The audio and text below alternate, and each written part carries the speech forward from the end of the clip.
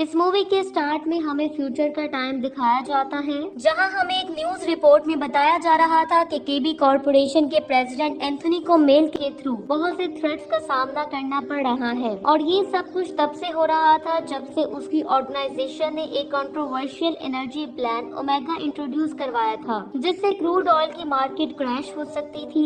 इसलिए वो एक बिजनेस कॉन्फ्रेंस अटेंड करने के लिए बुलेट प्रूफ वेस्ट पहन के जाता है और उसके साथ बहुत से बॉडीगार्ड्स की एक टीम भी थी, जिसे कैप्टन लुइस लीड कर रहा था। वो लोग हॉलवे से गुजर ही रहे थे कि तभी वहाँ पे बहुत से ग्रेनेड्स आकर गिरते हैं, जिससे एंथनी और सभी बॉडीगार्ड्स इंजर्ड हो जाते हैं। लुइस भी इस दौरान काफी ज्यादा इंजर्ड हो गया था। तभी वो ये देख के शॉक्ड हो जाता है कि कुछ मास्क पहने लोग वहाँ आते हैं और उसकी टीम के बहुत से मेंबर्स को मार देते हैं और सिर्फ कुछ लोग ही अपनी जान बचा पाते हैं, जो कि एंथनी को लेकर दूसरी तरफ से निकलने की कोशिश करते हैं, लेकिन वहाँ से भी उन पर फायरिंग होने लगती है। इसलिए अब वो लोग उस कॉरिडोर में पहुँच जाते हैं जहाँ बिल्डिंग में मौजूद बाकी सब लोग पैनिक होकर वहाँ से निकलने की कोशिश कर रहे थे। इसलिए लुइस एंथनी को बचा के एक और एग्जिट डोर पे पहुँच जाता है, लेकिन वहाँ पे भी वो टेररिस्ट वेटर्स के रूप में मौजूद थे, जिनके साथ एक इंटेंस फाइट के बाद लुइस उन्हें हरा देता है। जिसके बाद वो किचन में मौजूद गनमैन जो कि कुक्स के भेस में थे उनसे भी फाइट करता है। लुइस अपनी मार्शल आर्ट स्किल्स को यूज करता है और जल्द ही उन्हें भी हरा देता है। जिसके बाद वो एंथनी को लेकर एक और इमरजेंसी एग्जिट तक पहुंच जाता है और बहुत से टेररिस्ट उनका पीछा करने लगते हैं। इसलिए वो दोनों अपने आप को एक मेंटेनेंस एरिया में लॉक कर लेते हैं, जहाँ पे एक स्टील बीम उस बिल्डिंग को दूसरी बिल्डिंग के साथ कनेक्ट कर रही थी। इसी दौरान वो गनमैन भी वहाँ पहुँच जाते हैं। इसलिए लुइस एंथनी को बचाने के लिए उसे स्टील बीम पे फेंक देता है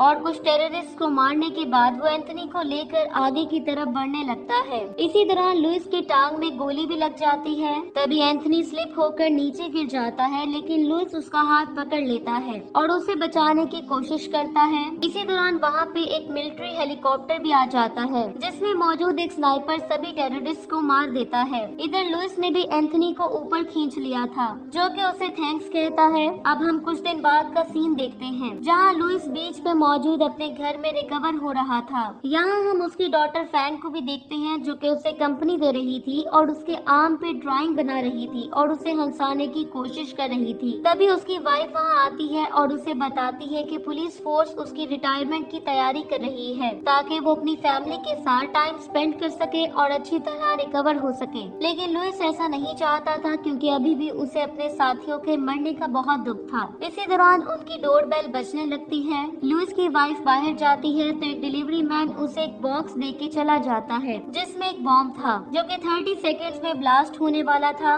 इसलिए लुइस की वाइफ अपने आप को बाथरूम में लॉक कर लेती है ताकि वो अपनी फैमिली को बचा सके। लेकिन जैसे ही ब्लास्ट होता है तो फैंग भी दूर जा गिरती है, क्योंकि वो डोर के करीब खड़ी थी। कुछ दिनों बाद हम फिर से लुइस को देखते हैं, जो कि अब अपनी बेटी के साथ चाइना टाउन के एक अपार्टमेंट में रहता था। वो दोनों जब ब्रेकफास्ट कर रहे थे तो तभी लुइस को एक कॉल आती है, जहां डॉक्टर उसे बताता है कि एक्सप्लोजन के दौरान फैंग के दिमाग में ब्लड क्लॉट आने की वजह से उसका ऑपरेशन करना पड़ेगा। लेकिन उस ऑपरेशन की कॉस्ट काफी ज्यादा थी, इसलिए उसे कुछ और पैसे मैनेज करना होंगे। जिसके बाद हम एक लेबोरेटरी का सीन देखते हैं, जहां एक एक्सोस्केलेटन जिसका कोड नेम पावर था, उसकी यूनिक एबिलिटीज का प्रदर्शन किया जा रहा था, ताकि इन्वेस्टर्स को अट्रैक्ट किया जा सके। और उन एबिलिटीज में physical strength, synthetic fibre shell और कटिंग एज वेपनरी शामिल थी। यहाँ बोर्ड ऑफ डायरेक्टर का चेयरमैन एक साइंटिस्ट को, जो कि इस प्रोजेक्ट को लीड कर रहा था, उसे काफी ज्यादा अप्रिशिएट करता है। उस साइंटिस्ट का नाम डॉक्टर कोहेन था। लेकिन यहाँ बोर्ड ऑफ डायरेक्टर का चेयरमैन ऑपरेटर्स के रिक्रूटमेंट प्रोसेस को लेकर काफी ज्यादा चिंतित भी था, जिस पर लैब टेक्नीशियन एमी उसे ये यकीन दिलाती है कि VR टेक्नोलॉजी के थ्रू ये स्क्रीनिंग स्मूथली हो जाएगी। उनके वहाँ से जाने के बाद कोहेन इस बात से परेशान था कि उनका एक्सोस्केलेटन डबल एज सॉर्ड की तरह एक्ट करता है, इसलिए उन्हें इस सूट को कैरी करने वाले सूटेबल इंसान को चूज करने में किसी भी मिस्टेक से बचना होगा। जिसके बाद कोहेन एमी और बाकी टीम को हार्ड वर्क करने की वजह से रिवॉर्ड के तौर पर कुछ टाइम की छुट्टी देता है, ताकि वो बार में जाके ड्रिंक्स एंजॉय कर सके। उसी बार में लुइस भी इलेक्ट्रिक पैनल ठीक करने का काम करता था। बार का ओनर फैंग की हेल्थ कंडीशन की वजह से काफी ज्यादा चिंतित था, इसलिए वो लुइस को कुछ एक्स्ट्रा पैसे दे देता है ताकि फ्रैंक के ऑपरेशन में हेल्प हो सके। दूसरी तरफ एमी वॉशरूम जाने लगती है तो वहाँ बैठा एक शख्स उसे फॉलो करने लगता है और वॉशरूम में पहुंचकर एमी पे अटैक कर देता है। लेकिन तभी वहाँ पे लुइस आ जाता है और एमी को बचा लेता है और उसे उठा के बाहर फेंकता है, जिसकी वजह से उस आदमी का साथी लुइस पे अटैक कर देता है। लेकिन लुइस उसे भी हरा देता है। इसी दौरान लुइस को पैनिक अटैक होता है, इसलिए उसे हॉस्पिटल ले जाया जाता है और एमी को उसे थैंक्स कहने का मौका भी नहीं मिलता, इसलिए वो अपने दोस्तों के साथ वहाँ से चली जाती है। अगली सुबह एमी लुइस के घर आती है और उसकी बेटी के साथ बातें करने लगती है, जबकि लुइस को लगता है कि शायद वो भी कोई टेररिस्ट है। जिसके बाद वो कल रात के हीरोइज्म के लिए उसे थैंक्स बोलती है और फ्रैंक को कुछ गिफ्ट्स भी देती है। एमी उसकी कॉम्बैट स्किल्स से काफी इम्प्रेस लग रही थी, लेकिन लुइस उसे अपने आप को एक हार्ड वर्किंग रिपेयरमैन के तौर पे इंट्रोड्यूस करवाता है। जिसके बाद एमी उसे अपना बिजनेस कार्ड देती है और लैब में उसे एक सिक्योरिटी गार्ड की जॉब भी ऑफर करती है, लेकिन लुइस उसकी ऑफर रिस्पेक्टफुली टर्न डाउन कर देता है और ये एडमिट करता है कि उसने उस लाइफ को बहुत पहले ही छोड़ दिया था। अब जैसे ही एमी वहाँ से जाने लगती है तो तभी उन्हें दूसरे रूम से शोर की आवाज आती है। वो दोनों भाग के वहाँ जाते हैं तो फ्रैंक उधर बेहोश पड़ी थी। वो फ्रैंक को बेड पे लेटाते हैं जहाँ एमी अपनी स्किल्स को यूज करती है, जिससे फ्रैंक को होश आ जाता है, जिस पर लुइस फ्रैंक को बचाने की वजह से एमी को थैंक्स बोलता है। नेक्स्ट सीन में हम देखते हैं कि लुइस को हॉस्पिटल से कॉल आती है और उसे बताया जाता है कि 2 दिन बाद उसकी बेटी का ऑपरेशन होगा और उसे उसकी पूरी फीस पे करना होगी। ये सुनकर लुइस काफी ज्यादा परेशान हो जाता है क्योंकि उसके पास अभी तक इतने पैसे जमा नहीं हुए थे, इसलिए अब वो एमी की जॉब ऑफर के बारे में सोचने लगता है और अगले दिन वो तैयार होकर एमी की लैब में पहुंच जाता है, जहां एमी उसे देख के काफी सरप्राइज्ड हो जाती है। लुइस एमी को सारी बात बताता है कि उसे अपनी बेटी के ऑपरेशन के लिए बहुत से पैसों की जरूरत है जो कि उसने कल पे करने हैं, जिस पर एमी उसे सिक्योरिटी गार्ड की जगह एक्सोस्केलेटन के ऑपरेटर की जॉब ऑफर करती है और कोई चॉइस ना होने की वजह से लुइस उसकी ऑफर एक्सेप्ट कर लेता है। लेकिन साथ ही वो ये कन्फेस करता है कि उसे काफी ज्यादा डर लग रहा है, जिस पर एमी उसे ये एडवाइस करती है कि उसे अपने फियर्स को फेस करना पड़ेगा। जिसके बाद हम देखते हैं कि लुइस और कुछ और लोगों को वीआर टेस्टिंग के थ्रू टेस्ट किया जाता है, ये जानने के लिए कि वो लोग इस जॉब के लिए सूटेबल है या नहीं। तभी उनके हेडसेट्स को ऑन कर दिया जाता है और थोड़ी ही देर में लुइस को एक कंटेनर यार्ड की हाइपर रियलिस्टिक सिमुलेशन में फेंक दिया जाता है, जहाँ वो सबसे पहले अपने बायोमेट्रिक्स और टाइमर को चेक करता है। तभी उसमें कुछ लोग अटैक कर देते हैं, लेकिन वो उन्हें आसानी से हरा देता है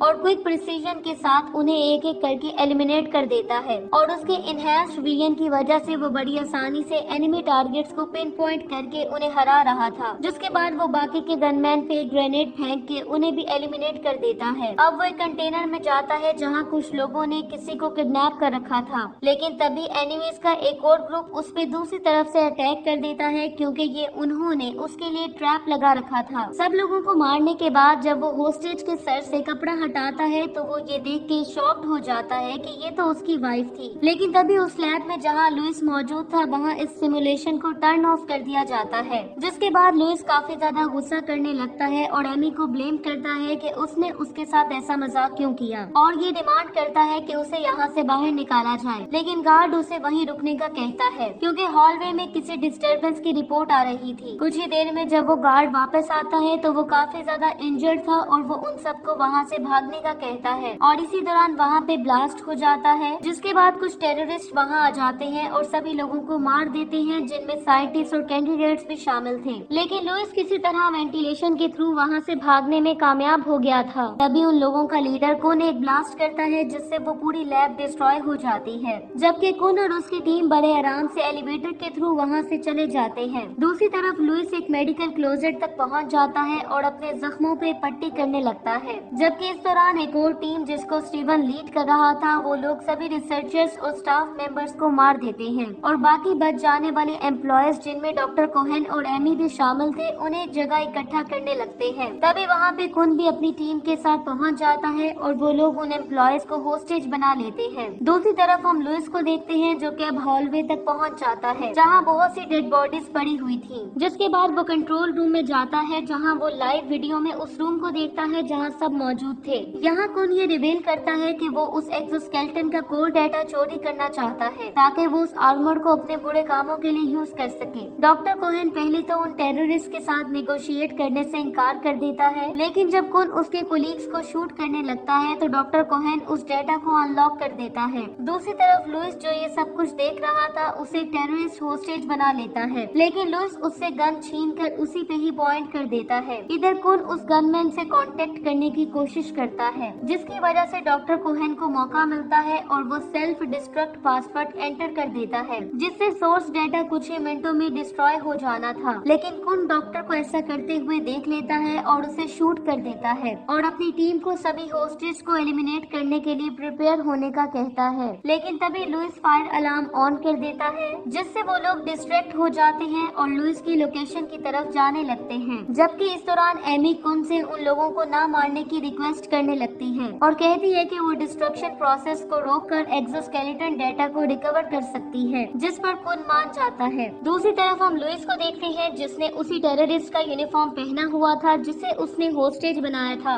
और वो हॉलवे में आने वाले टेररिस्ट को बड़ी आसानी से एलिमिनेट कर देता है। दूसरी तरफ स्टीवन कंट्रोल रूम में पहुंच जाता है और वहां से अपने टीम मेंबर्स की डेड बॉडीज को देखता है और इस बारे में कुन को अलर्ट कर देता है, जो कि उस बच जाने वाले इंसान का शिकार करके उसे मारने के लिए काफी ज्यादा एक्साइटेड हो जाता है। कुछ देर बाद लुइस एक और हॉलवे में एंटर होता है, जहां स्टीवन और उसके टीम मेंबर्स उसे देख लेते हैं और उसे आइडेंटिटी प्रूफ के लिए अपना हेलमेट उतारने का कहते हैं। लेकिन जब लुइस अपने फिंगर ट्रिगर पे रखता है तो स्टीवन को ये रियलाइज हो जाता है कि ये उनमें से नहीं है, इसलिए वो लुइस पे अटैक कर देता है।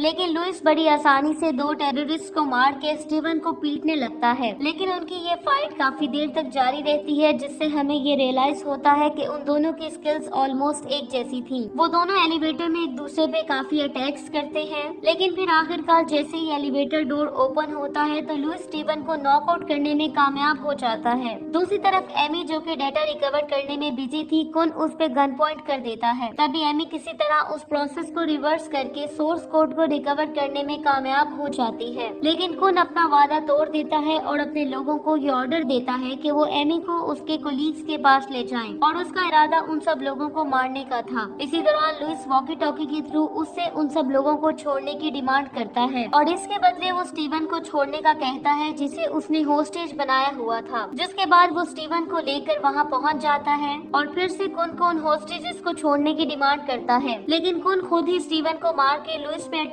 कर देता है। लुइस क्विकली रिएक्ट करता है और कुन को हैंडल करने में कामयाब हो जाता है, जिसके बाद वो सभी हॉस्टेज को वहाँ से जाने का कहता है। उन लोगों के वहाँ से जाते ही कुन भी अपने आप को फ्री करवाने में कामयाब हो जाता है, जिसके बाद उनमें फाइट होने लगती है और काफी देर की फाइट के बाद लुइस वहाँ बॉम्ब फेंक देता है और वहाँ होने वाले ब्लास्ट में सभी लोग मारे जाते हैं, लेकिन कुन किसी तरह बच के वहाँ से निकल जाता है। इसी दौरान लुइस, जो कि खुद भी काफी ज्यादा इंजर्ड हो गया था, वो कुन का पीछा करने लगता है। तभी उसे एक अंडरग्राउंड टनल से एमी के चीखने की आवाज सुनाई देती है, इसलिए वो उन वॉइसेस को फॉलो करने लगता है। तभी उसे एमी नजर आती है, जिसे कुन ने होस्टेज बना रखा था। वो एमी को मारने लगता है और लुइस को अपना वेपन नीचे फेंकने का कहता है। लुइस ऐसा ही करता है। तभी उसे पता चलता है कि कुन के पास जो गन थी वो तो खाली थी और कुन उसकी गन से एमी को शूट कर देता है। ये देखकर लुइस उस पे अटैक के लिए आगे बढ़ता है, लेकिन कुन उसे भी शूट कर देता है। इसी दौरान इंजर्ड एमी कुन को रोकने की कोशिश करती है ताकि लुइस को बचा सके और उसे वहाँ से जाने का कहती है। तभी लुइस को अपनी वाइफ का सेक्रीफाइस याद आता है, जिसने अपनी फैमिली को बचाने के लिए खुद को एक जगह लॉक कर लिया था,